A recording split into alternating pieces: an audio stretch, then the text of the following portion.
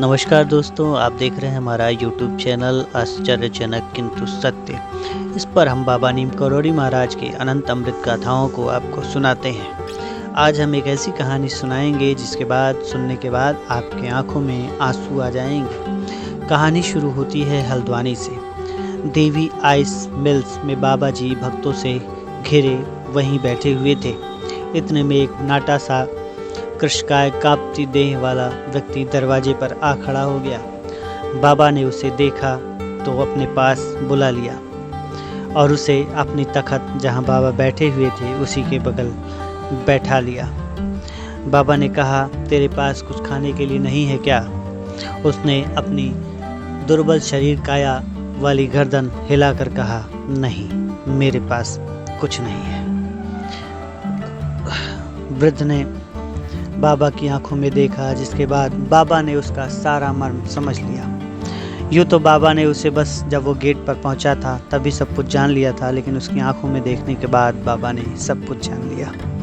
थोड़ी ही देर बाद बाबा ने बोला, ला, तेरा लोटा कहाँ है? उसने अपनी पोटली से अपना एक छोटा सा पीतल का लोटा निकाला और बाबा जी महाराज को दे दिया।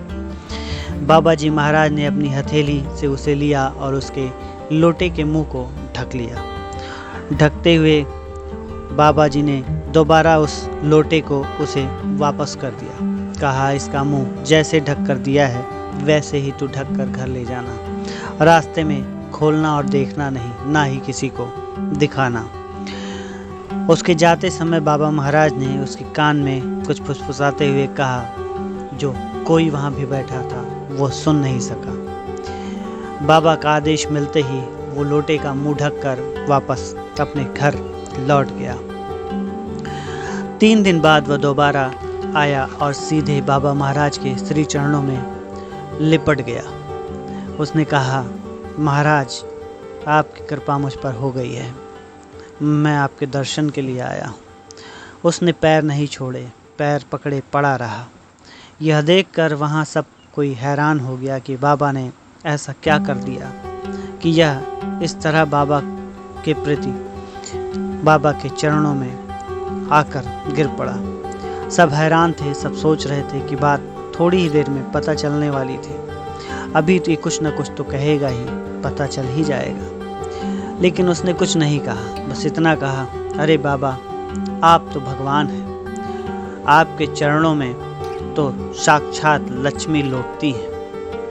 कई बार ऐसा कहने के बाद बाबा महाराज ने कहा, अच्छा ठीक है, अब तो ठीक है। उसका चेहरा जिस तरह पहले था जब वो आया था उससे कहीं ज़्यादा कांतिमान हो गया था। उसका जो झुका हुआ शरीर था वो थोड़ा थोड़ा सीधा हो गया था। सब लोग उसे देखकर चकित हो रहे थे। बाबा महाराज की आज्ञा हुई, चलो अब इसे ले जाओ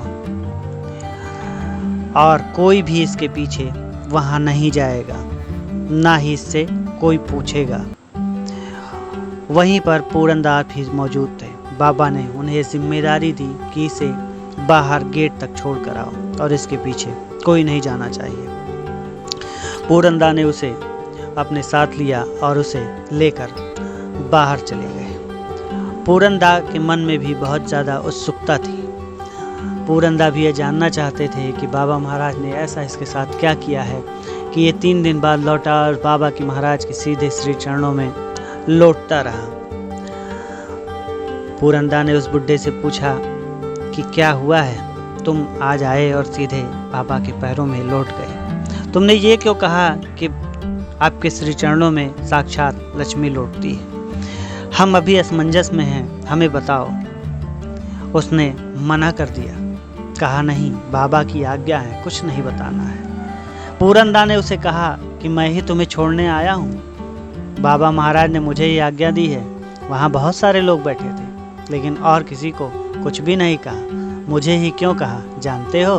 क्योंकि मैं बाबा महाराज का खास आदमी हूँ इसलिए, और मैं उनका खास हूँ इसलिए तुम उनका हर कोई राज मुझे बता सकते हो। जिसके बाद वो थोड़ा भाव विभोर हुआ और मुस्कुराते हुए उसने पूरनदास को एक छोटी सी बात बताई। उन्होंने बताया कि मैं जब लोटा लेके घर गया, हाँ बताओ ना, लोटे में क्या था, लोटे में क्या था? पूरन दा की जिज्ञासा देखकर उसने बताया कि लोटा जब घर पहुंचा और मैंने उस लोटे को खोल कर देखा तो उसमें 10 रुपये पड़े थे। अब 10 रुपये आज के ज़माने में बहुत छोटी रकम है, लेकिन आप सोचिए चौथे और पाँचवें दशक यानी 40वीं और 50वीं सदी के आसपास ये 10 रुपये बहुत ज़्यादा हुआ करते थे। उसने कहा उस 10 रुपये से मैंने बहुत कुछ खाया, बहुत कुछ पिया, उसके बाद भी थोड़े पैसे बच गए और जब वो पैसे ख़त्म हुए तब मैंने लोटे को देखा तो उसमें फिर से 10 रुपये के नोट पड़े हुए थे। तो ये कहानी इस बात का जिक्र करती है कि बाबा महाराज ने किस तरह चमत्कारिक रूप से उसे उस लोटे को दिया जिसमें उसको पैसे मिले। और बाबा महाराज ने कान में क्या कहा था, पूरन दा को यह भी जानने की बहुत ज़्यादा जिज्ञासा थी। पूरन दा ने उनसे पूछा, अच्छा ये बताओ, ये तो चलो ठीक है कि पैसा तुमको मिल गया, तो बाबा महाराज ने तुम्हारे कान में क्या कहा था ये भी बता दो। उसने पूरन दा को बताया कि बाबा महाराज ने ये कहा था, ये लोटा अपने घर में रखना, अपने पास रखना और जब भी तुम्हें पैसे की बहुत ज़्यादा आवश्यकता लगे तो इस लोटे से मांग लेना, ये तुम्हें दे देगा। और उसने पूरन दा को बताया कि जब भी मेरे पास पैसे ख़त्म होते हैं मैं इस लोटे में झांकता हूँ, मुझे पैसा मिल जाता है। ये बाबा महाराज की कहानी जब पूरन दा ने सुनी तो पूरन दा आत्मविभोर हो गए। उन्होंने साक्षात देव दर्शन किए। पूरन दा को पहले से ही पता था कि बाबा महाराज हनुमान जी के अवतार हैं, लेकिन वह जग जाहिर नहीं होने देते थे। ये थी कहानी उस बूढ़े व्यक्ति की जो कभी निर्धन था, बिल्कुल असहाय था, दुर्बल था और जिसकी कहानी पूरन दा जोशी, पूरन चंद जोशी जी ने बाबा जी के अनंत कथामृत किताब जो नीम करौली धाम में मिलती है, उस कथा में जिक्र है। उस कहानी को आज मैंने आपको सुनाया और ये कहानी पढ़कर मैं भी बहुत आत्मविभोर हो चुका हूँ। ये जो लोटे वाली कहानी है, धनार्जन बहुत बड़ी बात नहीं है, लेकिन बाबा महाराज की कृपा जिस पे हो जाए उसे साक्षात मोक्ष हो जाता है।